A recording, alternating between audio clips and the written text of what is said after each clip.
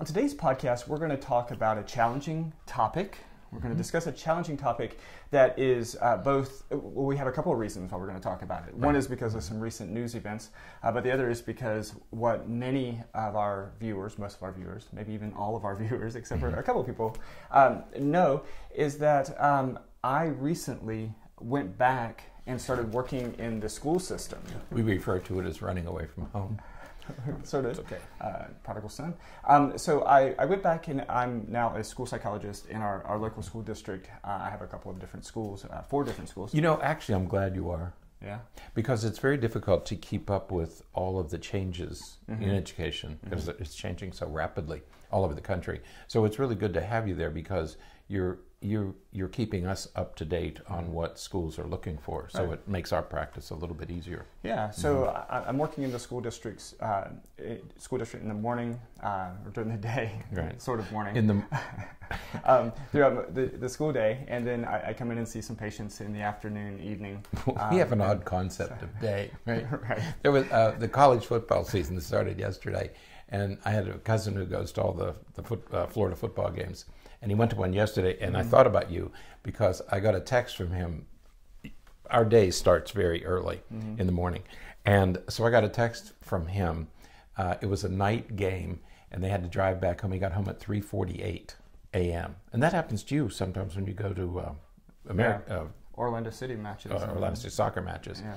And he knew that I was awake at 3:48, so he texted me. He was complaining about the game, and so he texted me at 3:48, and he said, "I have to settle down, and because we're awake." So when you say you have to go to school in the morning, it's a relative term, right? Because morning is 8 o'clock is like lunchtime for us. We've been working for a while by then, but so come in and do our morning stuff. I go work in the schools for the school day, come back and see a few patients and all. But one of the things that has really been a highlight since I went back to the schools is the discussion about school safety, active shooters, and those kinds of things. And it has been, I hate to use the phrase eye-opening because I know that it's a big issue, a big topic, and those kinds of things.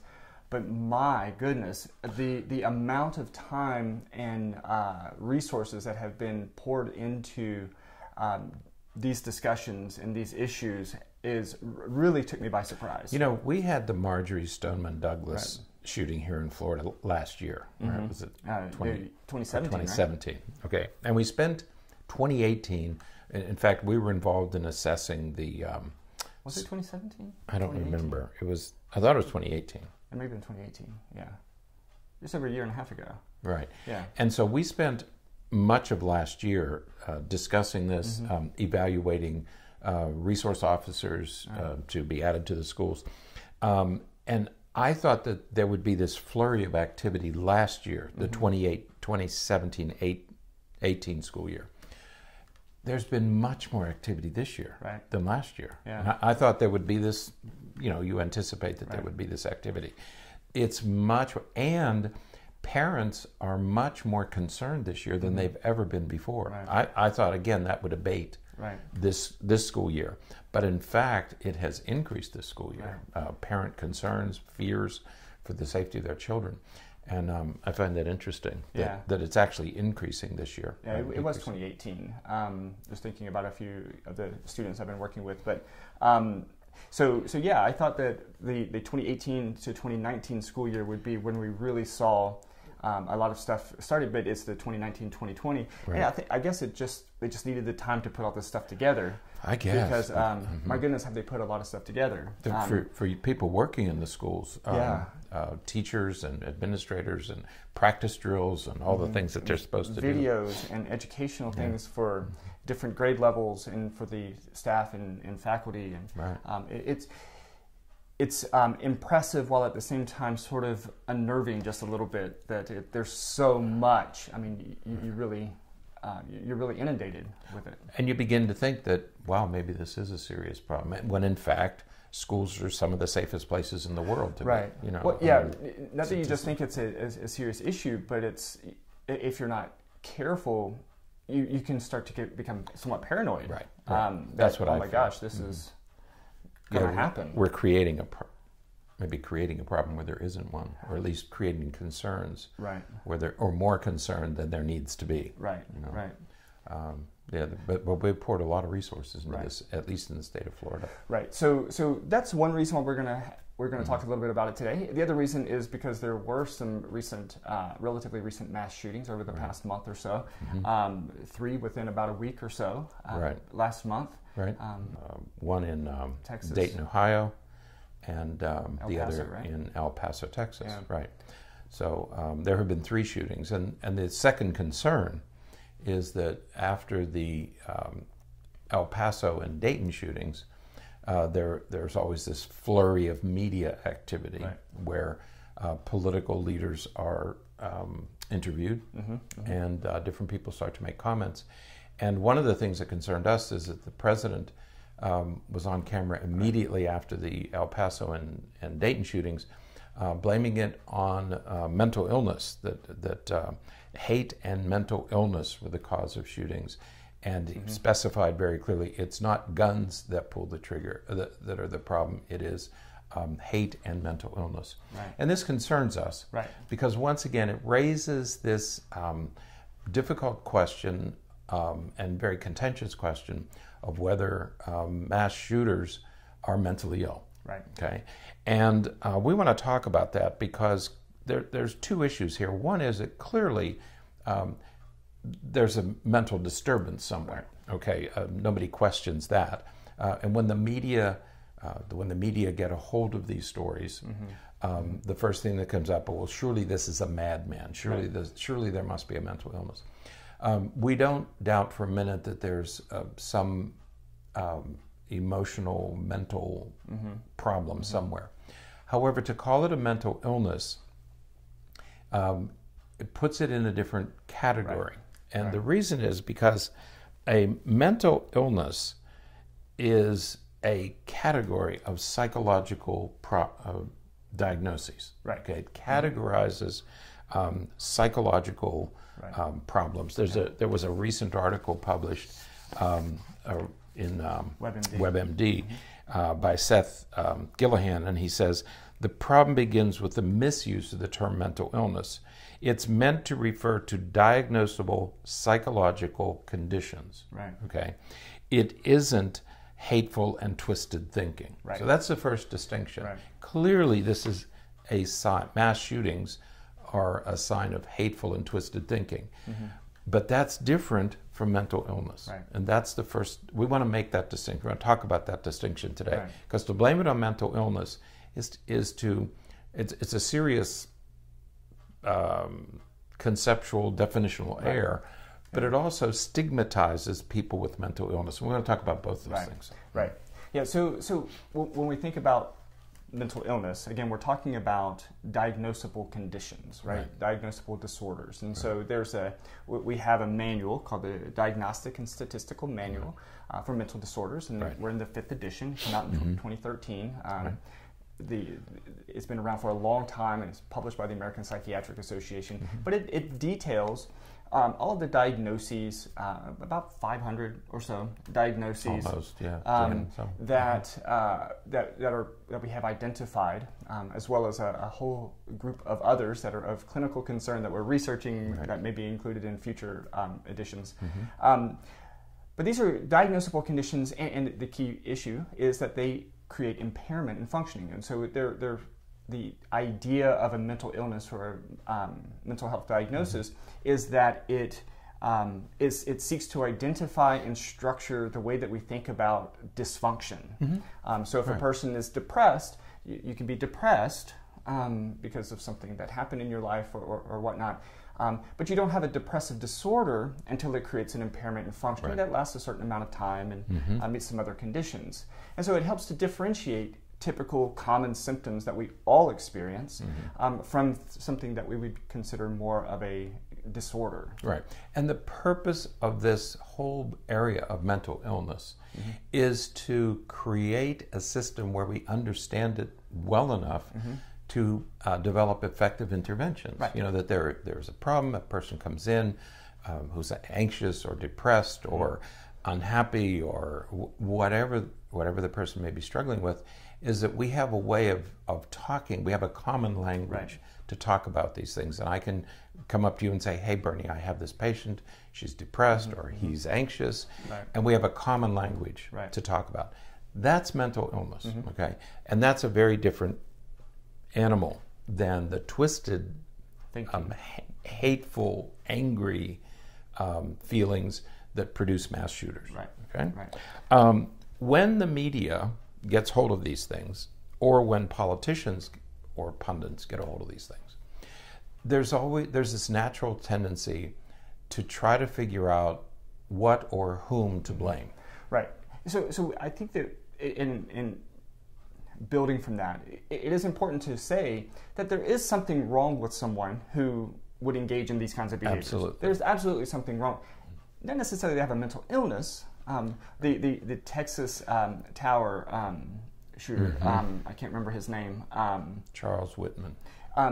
He didn't have a mental illness. He had a brain tumor. He had a brain tumor. So he had a medical condition that was that attributed to the behaviors that we saw that led to those shootings. He didn't have a mental illness. He had a brain tumor that was impairing his brain functioning.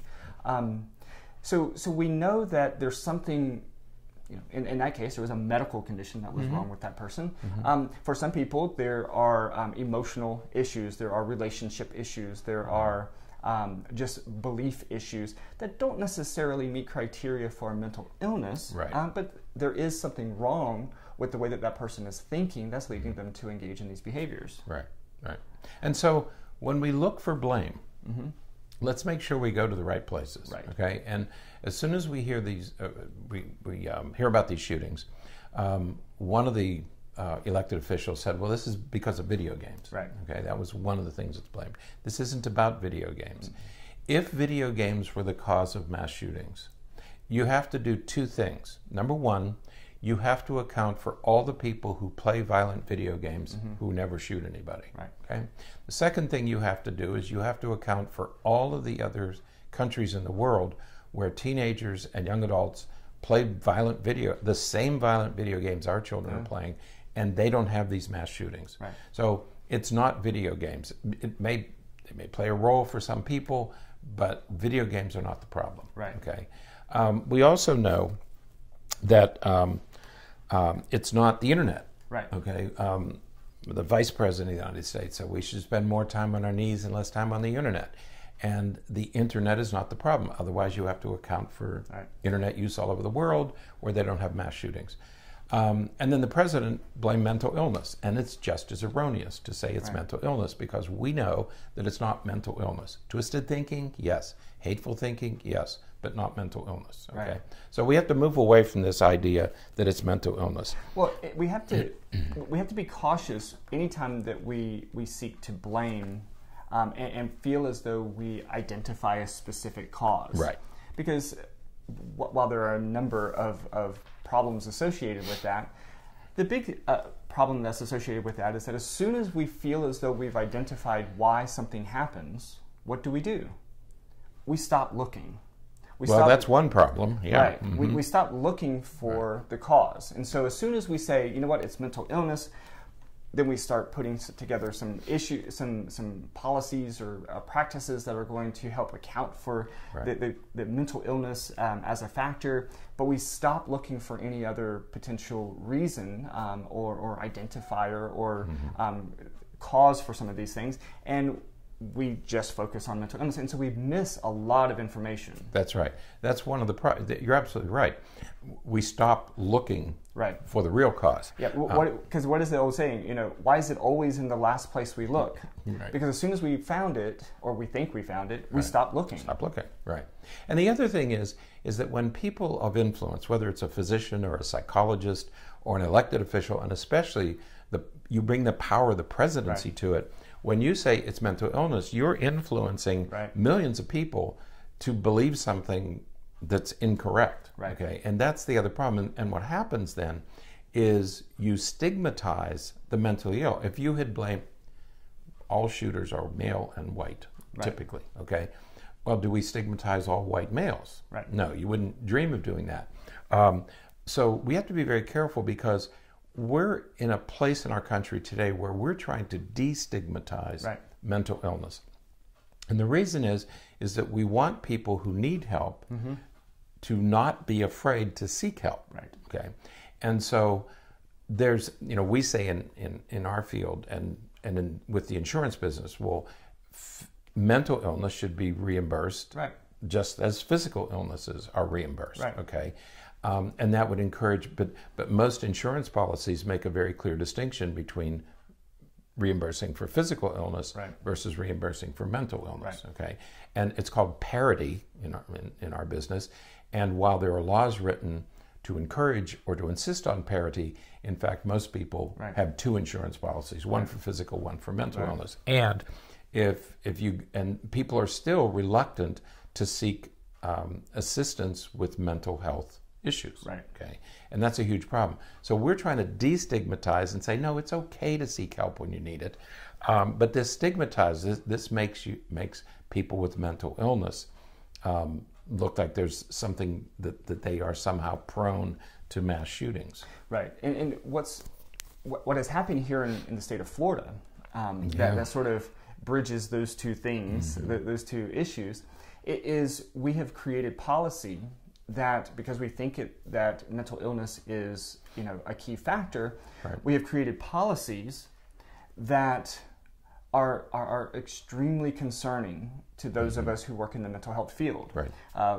One of the things that's happening here in Florida, and I'm not sure if it's happening in other states, is that we have created the Marjory Stoneman Douglas Act that gives funding to schools, which is fantastic. It gives funding to schools to help encourage mental health support and services for students, and that's wonderful. However, there are other aspects of that act that are extremely concerning. For example, one of the things that it does is it posits the creation of a database. Right. And in that database, from what the laws and policies are saying, and I'm not sure if it has been yet created, but the idea is that a database is going to be created that has that identifies all students who are potential risks. Right. One of the factors that could get a person on that list is a history of mental health treatment. Right.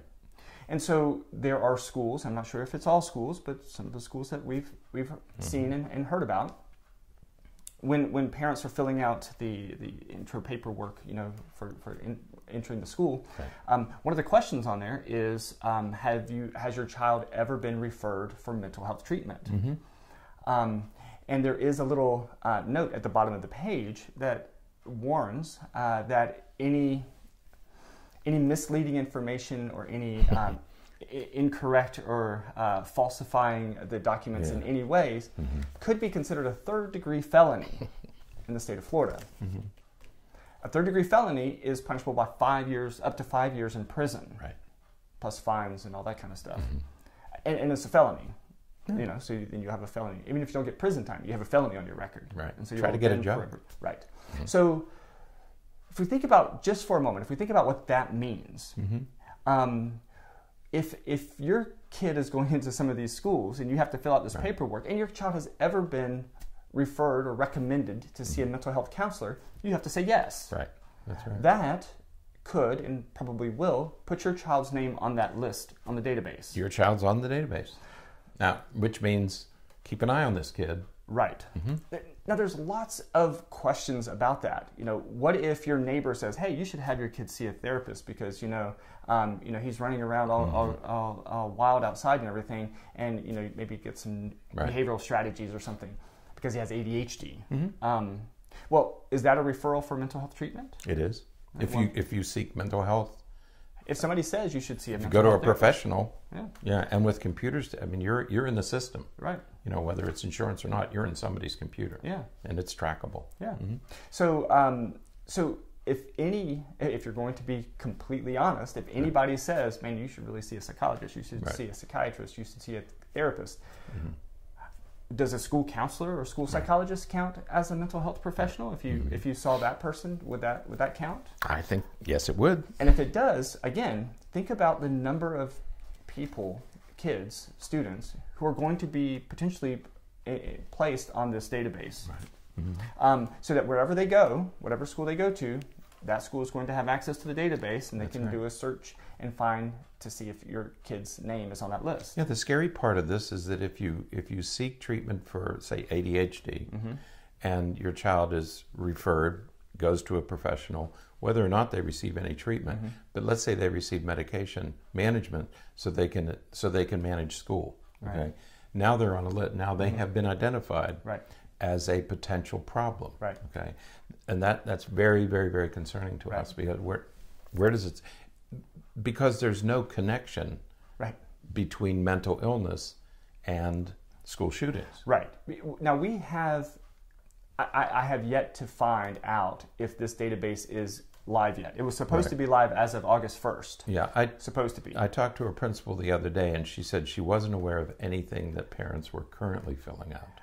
And what's interesting is that I've talked to principals too, and they don't know for sure if the database, they don't really know when the database is going to be available. Right. Again, it was supposed to be available, I think it was August 1st, but they don't know. So there's this looming... But you see where people are going, where public policy is going. Because again, when you attribute mass shootings to mental illness, you start to create these interventions that, number one, have unintended consequences, but number two, shouldn't be pursued to begin with, because there is no connection between mental illness, as we define it. There's no connection between mental illness and mass shootings. No direct connection, because I think it's, 4% of mass shooters have an identified mental illness. That's right. And 25% of people with mental illness are victims of mass shooting. So 25% of victims have a mental illness. Have a mental illness. Right. And so if you want to treat a problem, let's address why are 25% of victims have a diagnosis of mental illness. Right. You know, that's a larger problem. But it speaks to this other issue of how do you define this? Because if you say, well, they're mentally ill, okay, what you're talking about are severely mentally ill. I mean, people with ADHD or depression or anxiety obviously are. ADHD isn't a red flag for school shooters. Right. Okay. So if we say, well, let's take the most severely mentally ill. Right. So we're talking about schizophrenia, paranoia, those sorts of things. Right. There's no evidence that those people commit these crimes. Right. In the first place, these crimes are committed by people who can plan, organize, purchase, get to the location, calculate everything. People with severe mental illnesses don't have those capacities. They have a really difficult time with that. It'd be difficult for a person who's truly mentally ill to go through all that planning. Right. Okay. So if you use a very narrow definition of mental illness, you're talking about people who may not be able to plan these things adequately anyway. Well, and the example that I use in class is this. We live in a county, roughly, it's probably more now, but roughly about 500,000 people in our county. All right. The prevalency rate of schizophrenia is about 1%. 1%. So that means there's 5,000 people in our county with schizophrenia. No mass shootings. No. Never. And not that I'm daring anything to happen, of course, or anything like that. We're not taunting anybody. But you know, it's an indication, not that there's not violence in our county, Absolutely. Not that there's not any of those issues, because there's just as much in our county as there is anywhere else. But when you think about the prevalency of... just that single disorder. Right. 5,000 people with that, and we have no history. And they're not committing these kinds of crimes. They're not. You know, they might be homeless. They might be, stealing things out of dumpsters or hassling people, but they're not committing the kinds of crimes that we're talking about here, these mass shootings. That's not who's doing this. Right. And that's been very clear for decades now, that it's not that group of people with mental illness. Right. And the same can be said about whether it's schizophrenia, bipolar disorder, delusional disorders. As we can go through all of these conditions, and the same holds true, that that the prevalence of those conditions there's no relationship between those and any of the mass shootings or anything like that. That's right. It's much more likely they'll take their own lives than the lives of others. Yeah. Okay, so that's a much larger problem.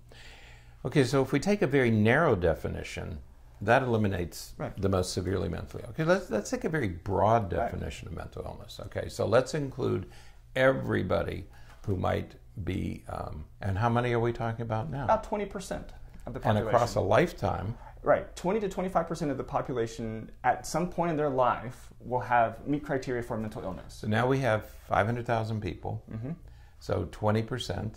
Right, so that's what? 100,000. Right, so now we have 100,000 people in our county who have, at some point in their lives, will seek mental health or meet criteria for mental illness.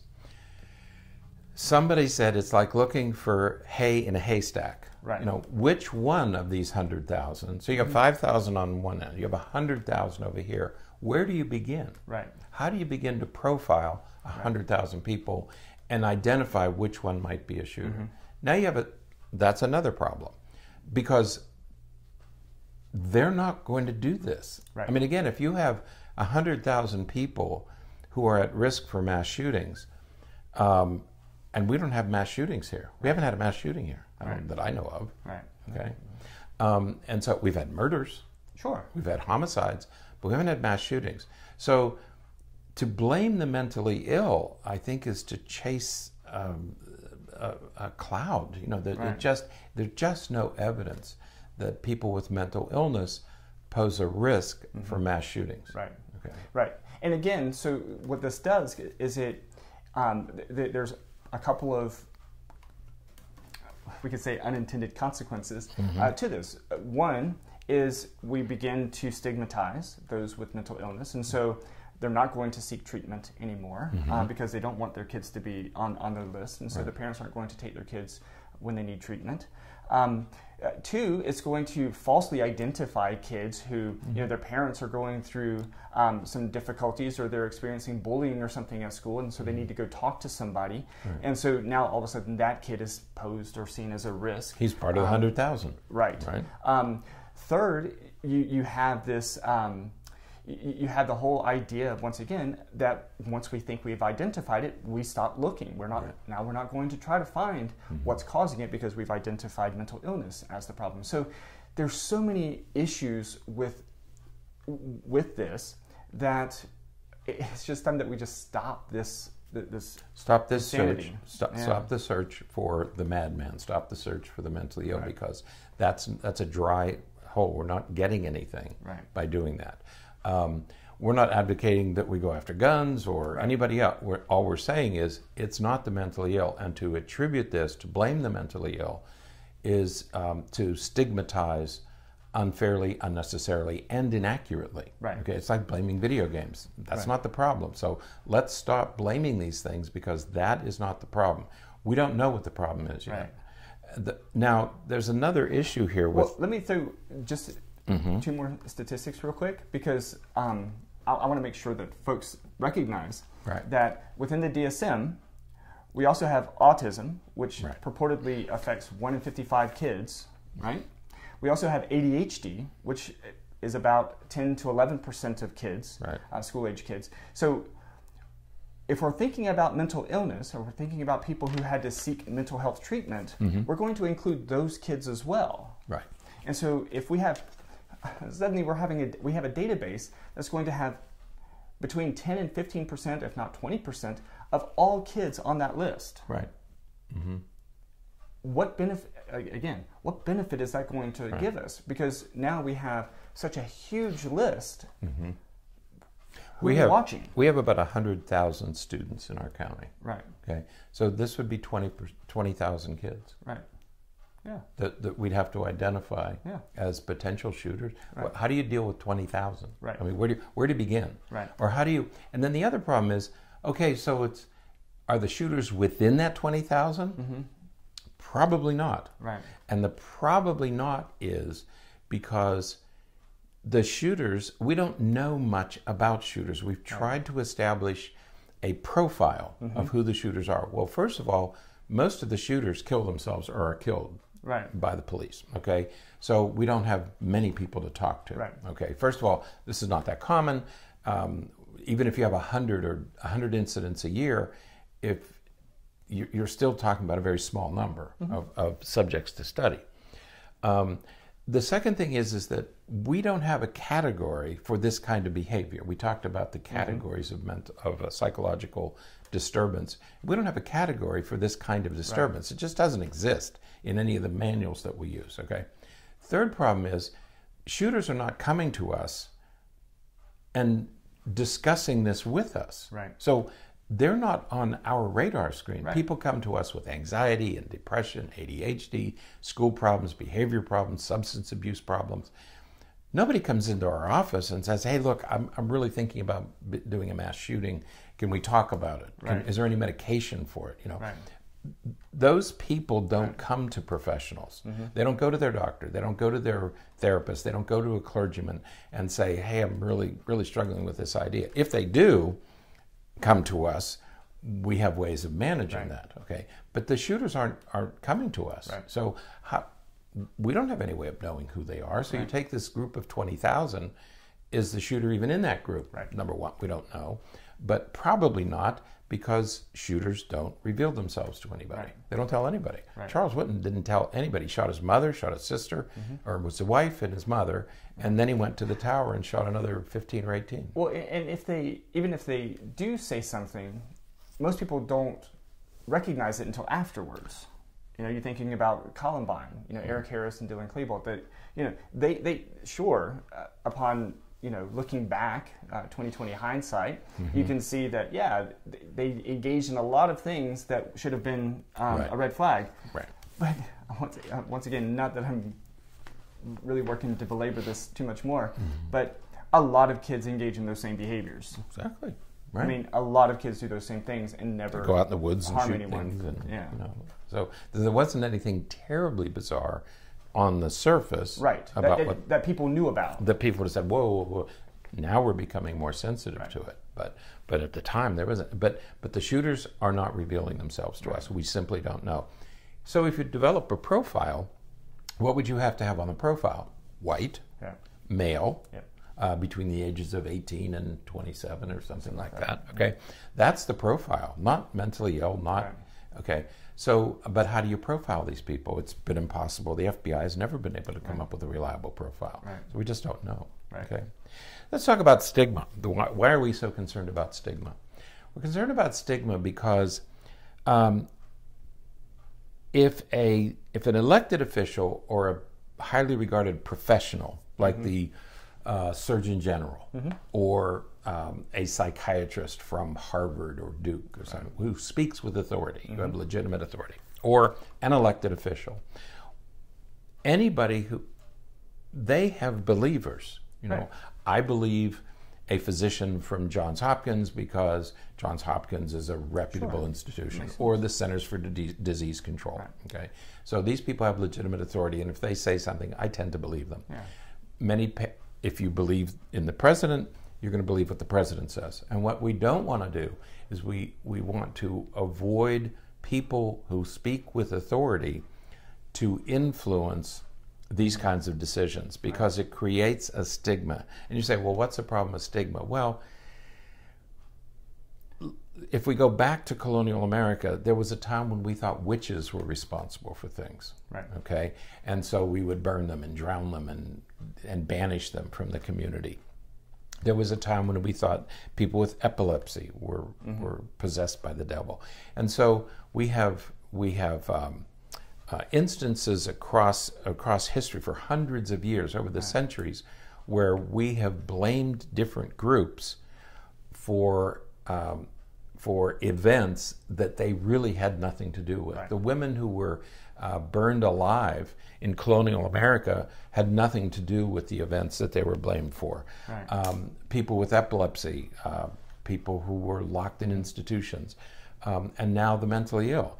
So we want to be very careful about stigmatizing a particular group. Because it does have... It changes the way you treat them. Treat them, the way you think about them, Right. And it changes their willingness to get help for those issues. That's right. Which, of course, is a massive That's problem. right. And it creates, there were some countries where if you were mentally ill, you were deemed a danger, and many were euthanized. Right.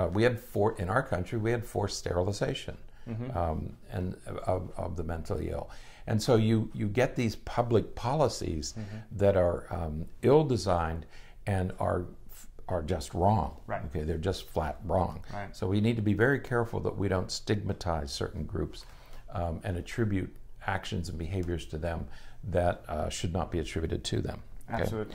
So let's be careful, because blaming the mental illness for gun violence is simplistic and probably just inaccurate. Right. It's the same as blaming video games or blaming music or blaming TV or movies or anything like that. It's a, what do they call that, a red herring? Red herring. Yeah. Yep. It's not going to get us anywhere. It's not going to buy us much as it relates to prevention. It hasn't bought us anything for prevention, if we're it hasn't. honest. So we need to stop. We need to pull back from that. Look for the real issues, and maybe open up the idea that gaining mental health treatment is a good thing, is a positive thing. That's exactly the issue, that we're trying to get people to seek the assistance that they need. Right. This is going to shut it down. Right. Who's going to seek mental health treatment if you feel that you're going to be stigmatized or punished in some way for it? Right. Absolutely. So we need to shift that, and that starts with all of us. It starts with us. We can do the whole because you're going to elect your elected officials. We make those decisions and that kind of thing. But also, it starts with us because we can say, no, that's ridiculous. I'm not going to do that. Yeah, we really need to come to terms with this whole gun violence. I mean, there are lots of things, climate change and guns, all these issues. We really need to have an intelligent, fruitful discussion about gun violence. And that's going to include everyone. Right. And what are the, we did this with smoking years ago. We did it with automobiles. So we're not dealing with anything new here. It's the same thing. But we need to have a thoughtful discussion about why is gun violence occurring at these rates in the United States. Absolutely. It's not occurring everywhere. There's something unique about the United States, and we need to have that discussion. And as most of you know, and we've said before, we're not allowed to discuss some of these things. In Florida, we had pediatricians asking about, do you have firearms in your house? And the one of the organizations said, remember last year it was stay in your lane? Some doctor said something and the NRA responded with stay in your lane. Well, and then she said, it is my lane. This is I am concerned about the safety of my patients. So rather than cutting off discussion, let's open this thing up, get all the players at the table, the NRA, whoever needs to be there. Let's have everybody at the table and have a fruitful discussion that somehow addresses this issue, and we can start dealing with it. That's the only way we're going to get there. So, all right. Well, that is it for today. Until next time, stay happy, stay healthy, and forget to be afraid.